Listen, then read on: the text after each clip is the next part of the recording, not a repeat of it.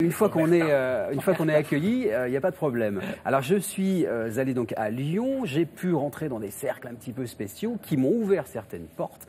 Résultat des opérations, eh bien vous allez voir après les images de ce reportage que vous ne verrez plus jamais, et les Lyonnais y compris, la ville de Lyon de la même manière. Regardez. Lyon, une ville où l'on fête les lumières, mais qui garde d'étranges zones d'ombre. Les sociétés secrètes, les religions ou même les Templiers semblent avoir marqué la ville et son histoire. Les francs-maçons auraient même, dit-on, placé sur la plus haute tour de la ville l'un de leurs symboles. Une pyramide qui attire inévitablement l'œil de l'initié. Mais les autres mystères de Lyon ne sautent pas aux yeux du premier venu. C'est une ville qui regorge de mystères, mais ces mystères ne sont pas accessibles. Ils ne s'offrent pas à la vue. Et il faut soit être initié pour y avoir accès, soit avoir beaucoup de chance et savoir repérer. Donc il y a une notion d'observation qui entre en jeu pour repérer tous ces différents mystères qui se dévoilent petit à petit au fil des années à celui qui sait observer.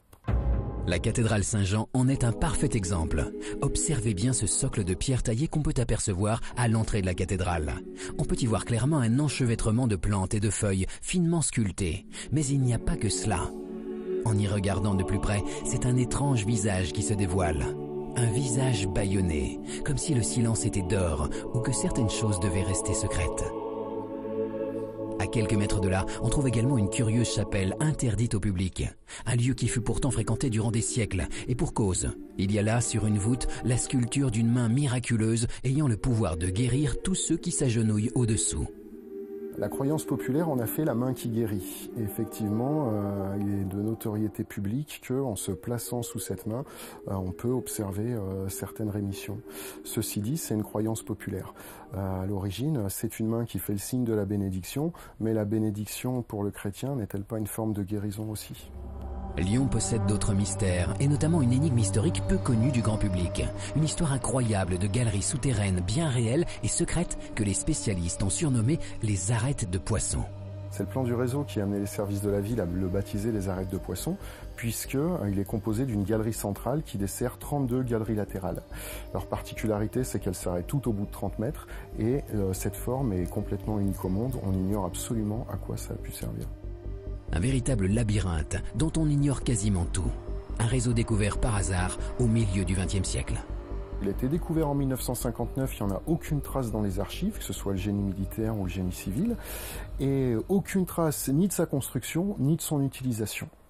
Dans son livre, Walid Nazim évoque toutes les hypothèses. Du réseau d'eau romain, en passant par le stockage d'armes, de vivres ou de poudre, rien ne paraît historiquement valable. La seule théorie qui, d'après lui, serait plausible serait celle d'une cache secrète templière.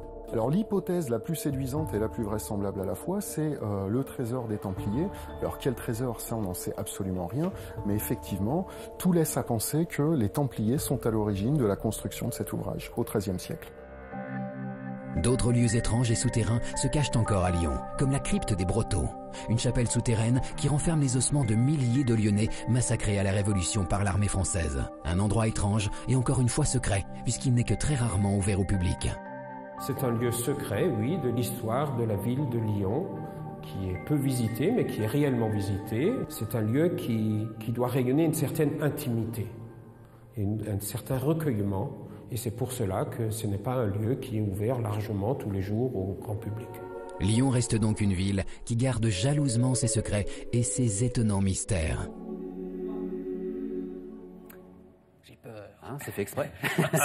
C'est étonnant, David, ce visage dans la cathédrale Saint-Jean. Et il y a peu de gens qui le savent. Quand on le découvre, moi la première fois qu'on me l'a montré, j'ai fait, je vois rien du tout, je vois des espèces de sculptures de lierre ou de choses comme ça.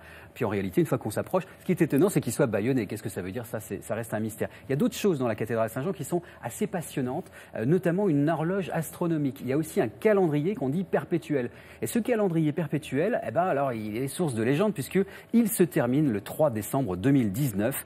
Il en fallait évidemment pas plus à certains pour croire à un nouveau signe de la fin des temps, mais je vous rassure, en fait, l'horloge a un cadran qui se change tous les 65 ans, donc ça veut dire que on va repartir pour 65 ans dans quelques années.